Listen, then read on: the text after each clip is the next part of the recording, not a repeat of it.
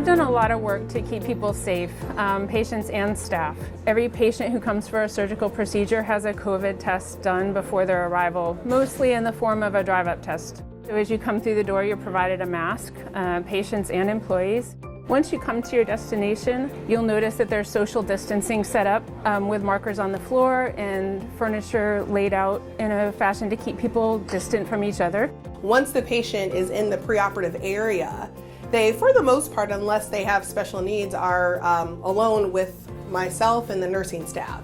When the patient goes into the OR, we send a message to the family, your family member is in the operating room. And once the procedure started, we can also send messages to them as well. We communicate, the surgery went well, this is where your loved one is, and this is their current status.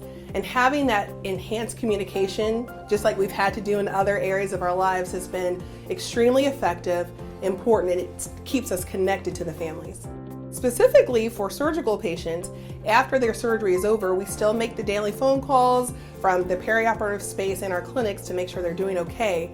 But even more, if they have a concern or they have a question, instead of making an appointment to come in to be seen in person, we can dial them up, whether it's using FaceTime or MyChart, to really see them and connect with them to see how they're doing.